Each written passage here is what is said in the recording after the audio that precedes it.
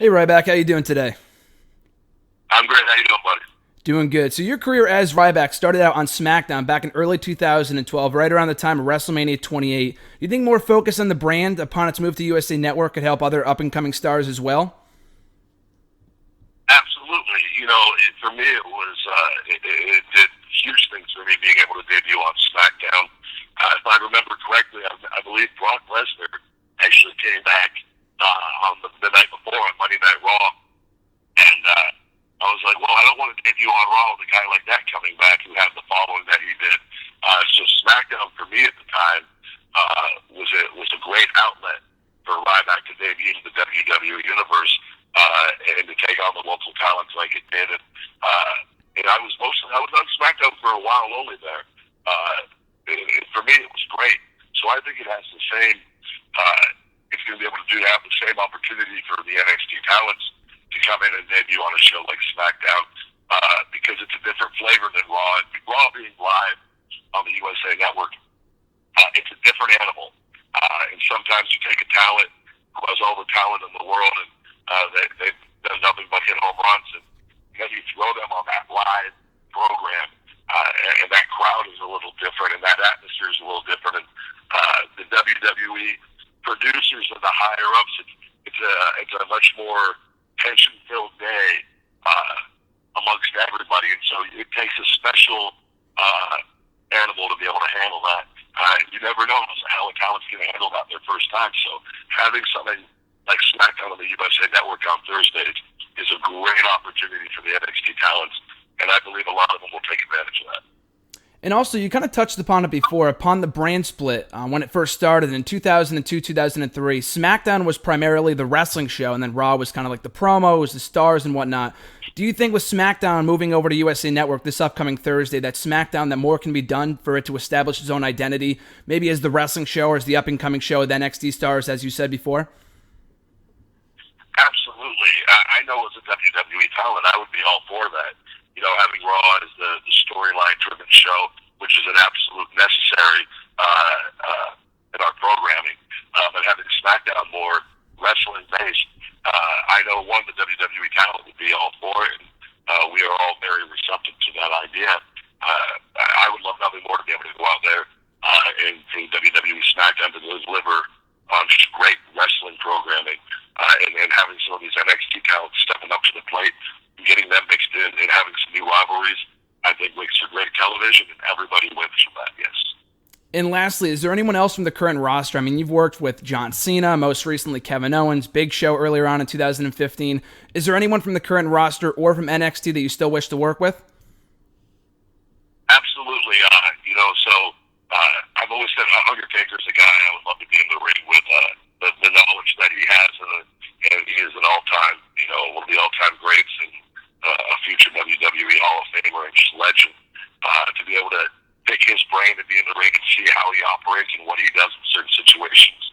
And also, Triple H is another one, which is something I'm keeping alive through my dreams, and I get the opportunity to step in the ring with him.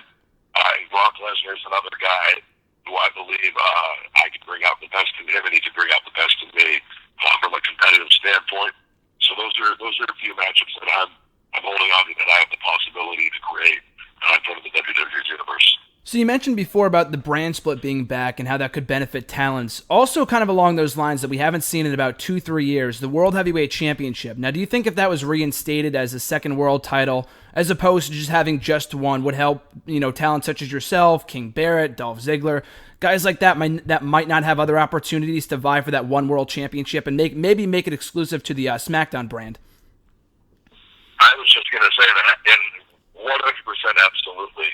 And I hope moving forward with it, we do decide to bring the WWE World Heavyweight Championship back. Because that World Heavyweight Championship, having that and then the WWE Championship, it gives two WWE superstars the opportunity to be number one. And having one exclusive to SmackDown like that would do nothing but great things, not only for the talent, but for the show as well. And, we have the WWE, we have our red live events and our blue live events. 2 sets of shows each and every week, and having the WWE champion on one and having the World Heavyweight champion on the other, that was something that when I came in, that was standard in I would like for that to return. And I think that's a great point. And it is something that I hope is discussed, and that might be something I need to discuss with Vince personally, because I think it would be guys like Wade Barrett and Dolph Ziggler, Daniel Bryan, and myself. It would give the opportunity to carry that brand and bring more exposure to not only that WWE talent, but the SmackDown brand as well. And 100% think that's a great idea, yes.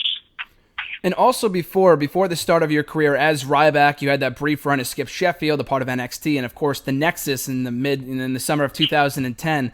All the greatest stables reunited at some point: Evolution, DX, NWO. Do you think that any point down the line we could see some sort of a reunion? I mean, with the remaining members that are still with the company, like you, maybe Slater or Barrett or even Daniel Bryan, as the members of the Nexus at some point down the line. No, absolutely. All the great factions always seem to reunite, and Nexus is one of those things I talk to Wade about all the time, and we all had a great chemistry because we came up from the WWE developmental together. We were all in the same stage of our career. We were just young, hungry guys trying to make it, and everything that we did depended on the one night that we came in and tore apart the ring in Miami and beat up John Cena. Our futures all depended on how well that night went, and we all came together because we all had individual goals, and we all just came out of this competition from NXT where we were trying to beat each other, but we realized that we all had to come together to make this work if we were going to have jobs within the WWE and have any sort of success. So it created a special bond between all of us that we still to this day, all of us have. No matter what our personal feelings are with each other, we have this bond from that moment. And unfortunately, some of the guys are no longer in the WWE, but never say never. You'd always bring guys back to do something special again. And I know we've all talked about it from a talent standpoint, but it would have to be in the right moment, the right circumstance. And I believe the WWE Universe would love a Nexus reunion in the future, but it would have to be something that it would have to have meaning, and it would have to be special, and it would have to be in the right time. But yeah, that is definitely a possibility. And lastly, over the last 5-6 years of your WWE career, you've played both sides of the coin as both a babyface fan favorite and as the heel, the bad guy. Which one would you say that you had more fun playing, the Feed Me More Ryback or the Ryback Rules Bully Ryback character? That is a great question. So, from a rewarding standpoint, putting smiles on kids' faces and who I feel is truer to my real-life personality, being the good guy that Feed Me More Ryback is very true to who I am as a person, and I have a very competitive mindset with myself, trying to be just the best version of me each and every day, and that is at the very core of the Ryback character, that Feed Me More character. I will say, bully, bad guy Ryback is the most fun that I have had in the WWE ring, though, because it has allowed me to step outside the norm and to get fans riled up and to get people to essentially hate you and boo you. It took a little bit of getting used to, but once I found my niche there, and you got to remember, and for me, it's TV and it's entertainment, so I'm talking strictly from the bully standpoint.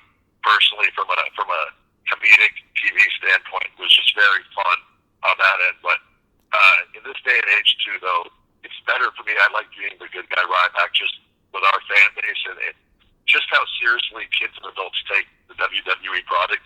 I would rather send a good message out there rather than a bad message. I'm not saying that being a bully is sending out a bad message, because from a WWE standpoint, we were informing the audience on what a bully is. And if you remember that period, the bad guy bully Ryback didn't win too often.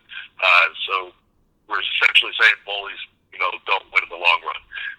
But I think personally, being the good guy Ryback is more rewarding and something that I like being to this day and age. Great. Thanks again, Ryback.